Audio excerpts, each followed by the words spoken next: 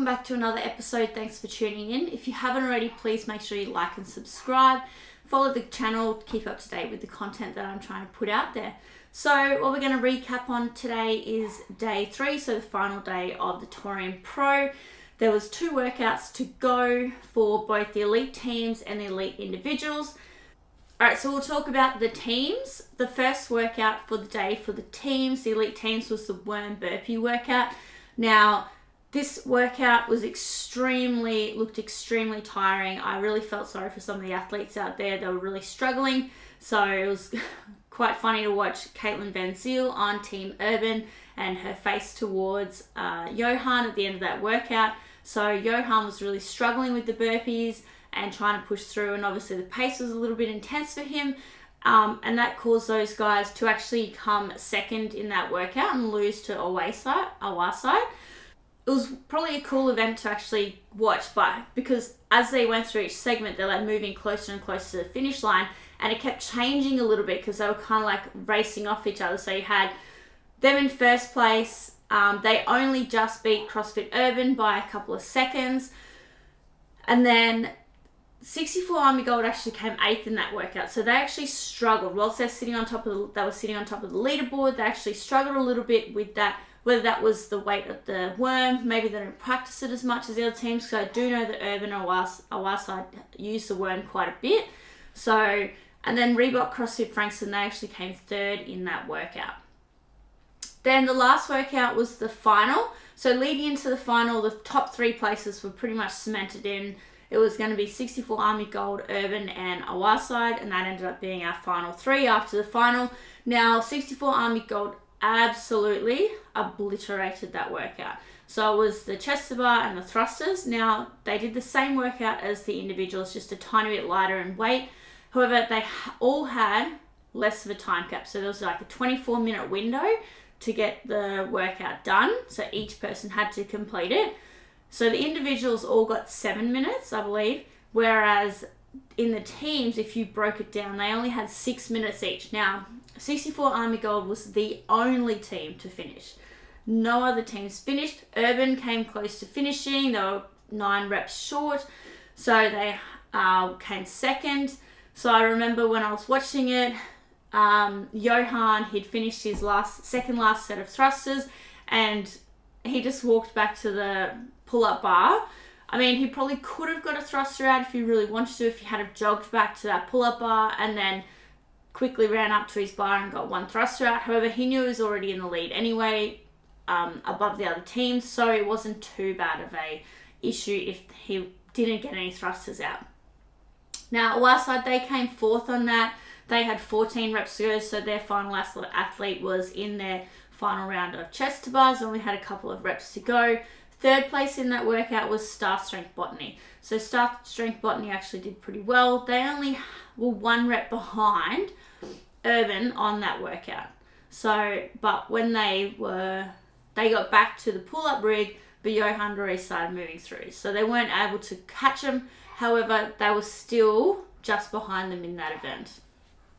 So overall, after the last 2 events for the teams, we ended up with 64 Army Gold in 1st place, Urban in 2nd place, and our side in 3rd place. So it was actually a tie in points for 64 Army Gold, but it would probably come down to who had the most first place finishes, and that was 64 Army Gold.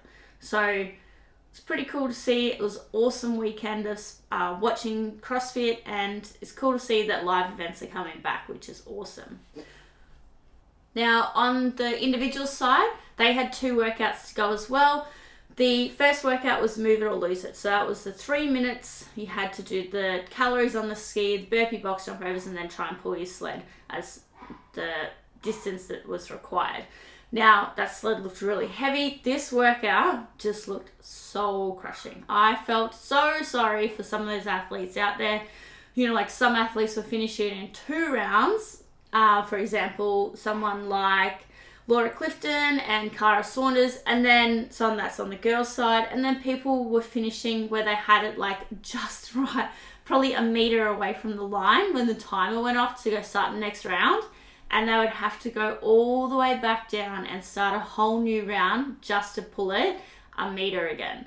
So it was really, I was actually laughing at how intense that workout looked. Like, people's faces at points, I felt like some of the athletes were almost close to tears because they had to do another round, and it was just soul crushing. They had to sell their soul to get it done. I did see some strategizing. So on the female side, let's talk about them first. We had Laura Clifton come in first. She just beat Cara Saunders. So she managed to get off the burpee box jumps and back to her sled just before Cara, and she pulled it over the line just before Cara. Then Cara came second, and then third in that workout was Bailey Rogers. Now, Maddie Sturt, she had a pretty cool, she had a strategy that she was using. So after the first 2 rounds, her sled had only just gotten past her box. Now, she knew that under fatigue, she was struggling to pull the sled. So what she did is she sort of sandbagged that 3rd round, saved some energy, regathered herself, caught her breath, and then she actually finished the workout in the 4th round quite comfortably, whereas, say, Alethea Boone had it in the same place, did all 4 rounds and couldn't get the sled over the line. So smart strategy from Maddie Sturt there to actually finish, because there were so many people who were not actually finishing that workout. So that was move it or lose it for the females. Then for the final workout, so Cara Saunders, she came first in that workout. So it's the thrusters and the chest to bar workout. So the same thing that the elite teams did. However, the individual athlete, they had a slightly bigger time limit, which was 7 minutes, rather than if you broke down the team's version, it was 6 minutes. And then they had a slightly heavier barbell. So it was like 52 for the girls and 75 for the guys. Now, Cara Saunders, she smoked that workout.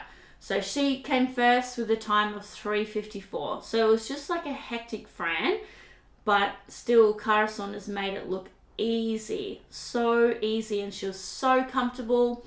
She cycled those reps really quick, which was nice to see. Second place was Alethea Boone. Now, I was really hoping that Alethea would have done a little bit better on the move it or lose it. So on the move it or lose it, she actually came 16th. If she had placed a little bit higher than that, she could have snuck her way into 3rd place back onto the podium. However, she has already qualified for the CrossFit Games as Master, but coming 4th as well, she also gets the spot for the no last chance qualifier. There was Cara Saunders in 1st place in the final. Then closely behind her was Alethea Boone, and right behind her was Ellie Turner. Now, Laura Clifton, she did end 4:36. She knew that she was well ahead of Ellie Turner, enough that she just had to stay a few places in front, as long as she's finished, say, like top 5 in that workout, which she did. She finished 5th.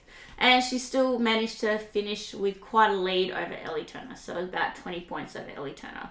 So overall, on the elite women's side, we had 1st place Cara Saunders, absolutely annihilated the weekend. She won by almost 100 points. Then 2nd place was to Laura Clifton. Super stoked for Laura. Such a beautiful person, and I'm excited for her to go to the games and compete. And it's pretty cool because one of her really good friends is on the CrossFit Westside team.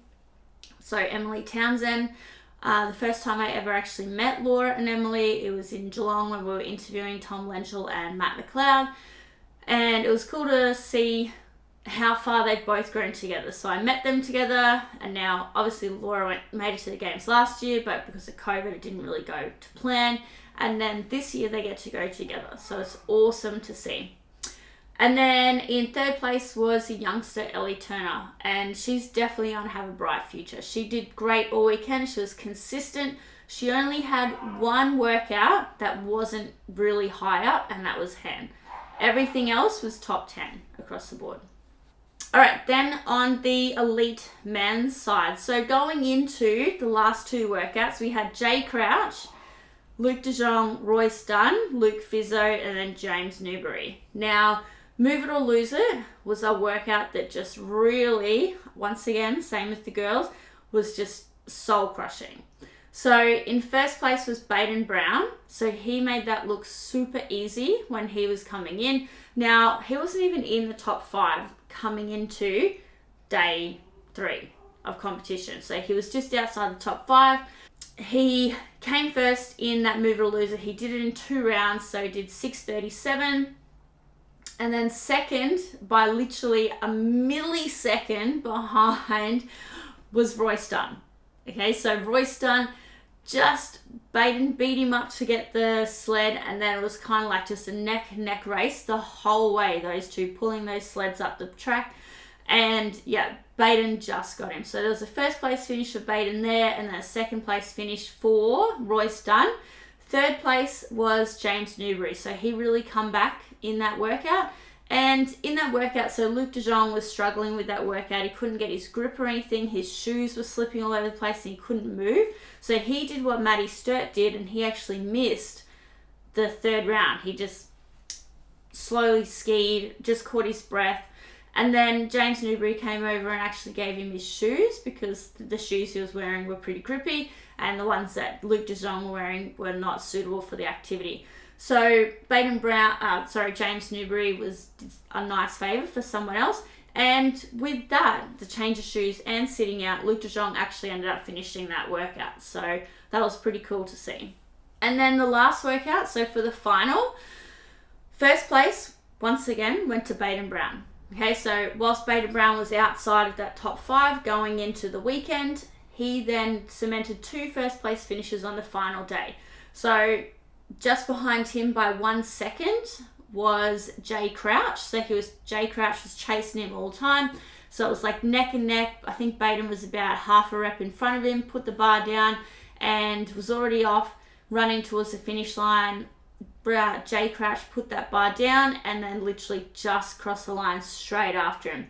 Then in 3rd place was Royce Dunn. So Royce was already after event Move It or Lose It. Royce was sitting on top of the leaderboard, and Jay Crouch was sitting on 2nd. So their positions were pretty much cemented in. So when Royce came 3rd, he knew that he was still going to have enough. So he wasn't even rushing. He wasn't running to the bar or anything. So it's obvious to see that he knew exactly where he was currently sitting and what he needed to do to stay on top of the leaderboard. And he did it. He did it fine form. He still came 3rd, but he wasn't in any kind of race like Baden was to finish that workout. So overall, after day 3, final day of the Torian Pro, we had Royce Dunn in first place with 549 points. Jay Crouch 1 point behind him on 548 points. And then 10 points behind Jay Crouch was Baden Brown. So on the men's side this year, it was a tight race right to the finish line. So our top 3, Royce, Jay, Baden Brown. And that's all I've got for you today. So I've recapped the last 3 days of the Torian Pro. Make sure, if you haven't already, jump on to the CrossFit Games YouTube channel. All the live feed is there. Catch up on it visually. So cool to watch. It would have been even better in person.